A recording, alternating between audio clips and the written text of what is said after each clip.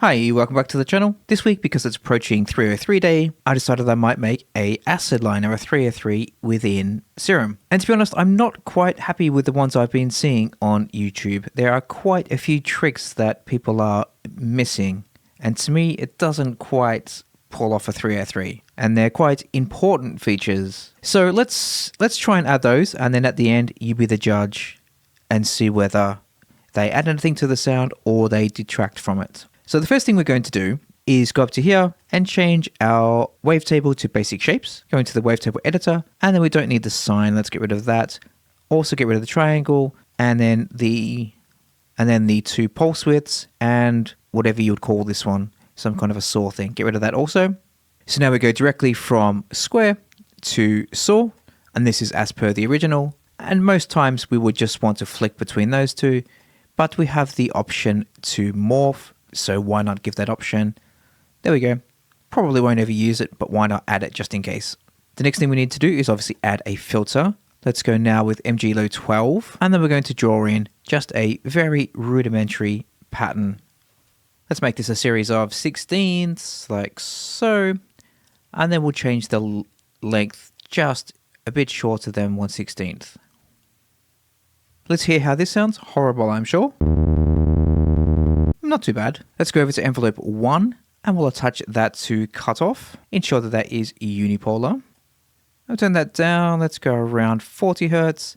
Let's turn the depth of that down a bit. Let's go around there. And then on the envelope, let's turn the sustain down, maybe around 15 or 16. And then we'll adjust the decay also. There we go. It's starting to sound good. Now if we turn the resonance up, suddenly we're starting to get 303-ish. Ish, I emphasize ish. Let's go to macro 1, and then we'll attach that to cutoff.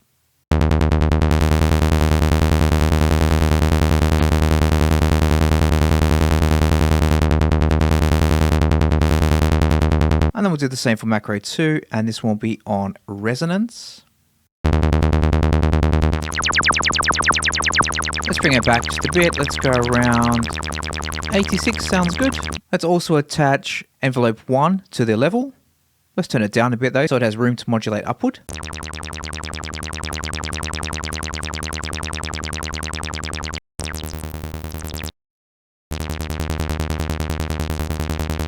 And I think what we're missing now is some grit, some distortion. So let's turn the distortion on. Let's keep it on tube. And we'll turn the drive up just before it starts to break up.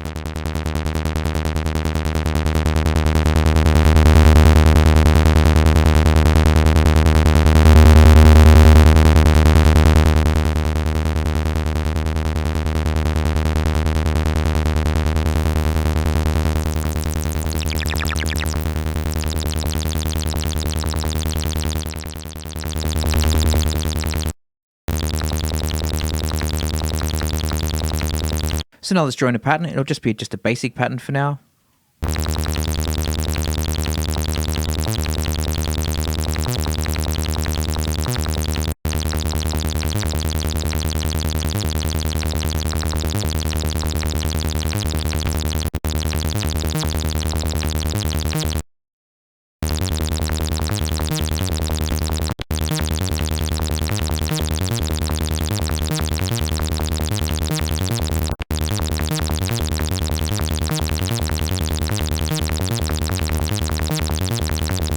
And you might notice one very important thing that we've not done yet, and that will become evident when I extend this note. So let's extend that over to, let's say there.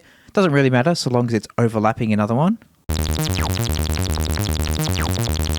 Now for a 303, that should be behaving dramatically different. And the reason is because, let's just put another one in.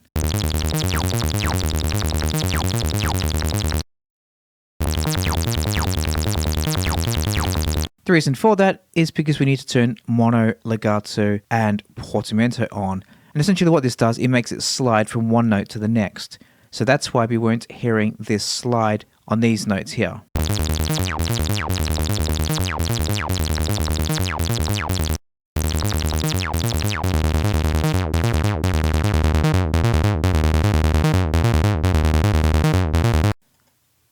Let's just sort this by source so we know what we're doing. We currently have the phase randomization on. Let's also turn that down. Let's give it a bit of drive also.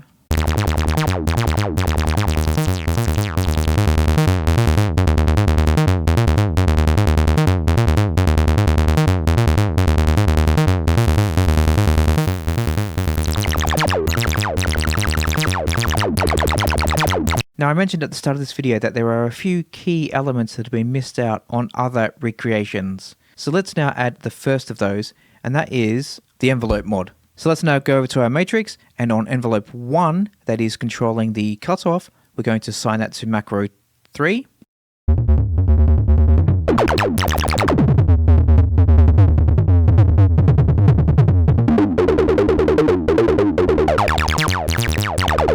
So essentially what this is doing, this is controlling the depth of the modulation of the cutoff via the envelope. Or to say that again, envelope 1 is modulating the level of the oscillator, but it's also modulating the cutoff. But we can adjust the depth of that modulation now with this envelope. So when this is down low, envelope 1 isn't having any effect on the cutoff. We'll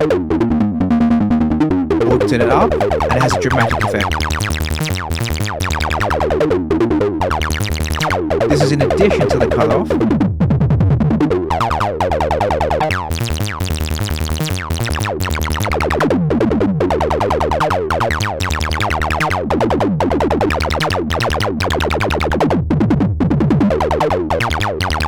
And this also ties in neatly with the second emission in other recreations, is the decay.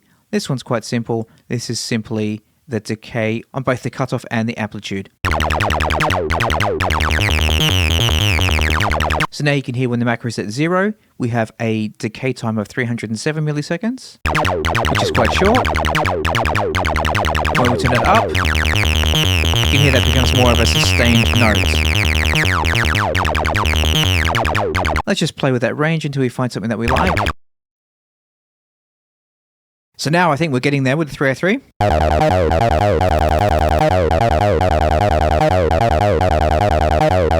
Just reduce the sustain a little bit, now it's 0.7.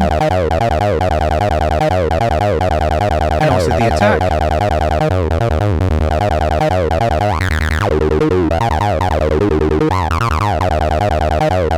Now the next one is what I consider the most important emission. And it's one of the defining characteristics of a 303, and no one I've seen has recreated it. And that's a massive oversight in my view. And that is the accent. So the first we need to do is understand what the accent is. And the accent applies a very short burst of energy to the level, the cutoff, and the resonance. And that is done via a very short envelope. So let's use envelope 2. Let's turn the sustain down. Let's turn the attack down also to match envelope 1. And then decay, very short. Let's go around 115 or 141 for now. Assign that to level. Assign that to cutoff. Assign that to resonance. And we'll go into here, and we just want just a little bit because we don't want too much of this.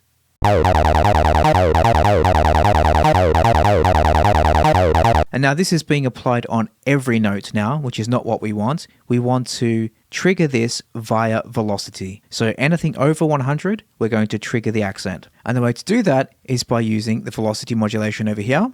So let's go into here, and then we're going to attach the aux source to velocity on all three, 1, 2, and 3. But now this is applying it linearly. So at 0, it does nothing. 10, it applies a little bit. 20, a little bit more. 30, a little bit more. Up until 127, where it's at the maximum. And like I said, we want to apply the accent only when the velocity exceeds 100. So when we play this back, look at this little green dot. You can see it's staying constant at 100 because all our velocity is set to 100. So let's drop this down to that green dot there. So it's lining up absolutely perfectly. And then add this one right to the top. So now we have 0, 0, 0, 0. And as soon as it gets to 100, it's going to jump all the way to 127. Now, if we go into our MIDI here, and let's change some velocities in the second one perhaps.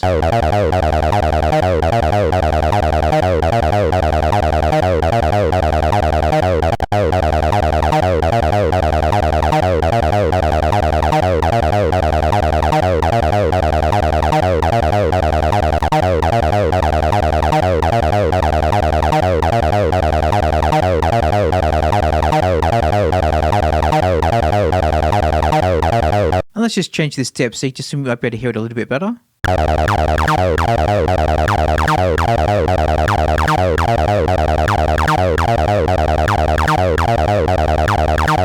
So as you can hear, it's only applying that accent when we've triggered velocity above 100. I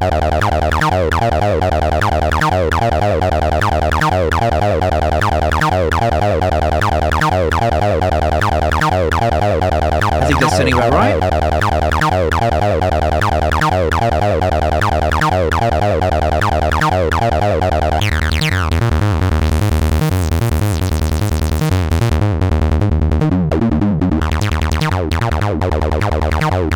Let's give it some more effects while we're here. Some chorus, just a bit. Reverb. Delay. Let's go 1/8. Ping pong. We only want it on the highs.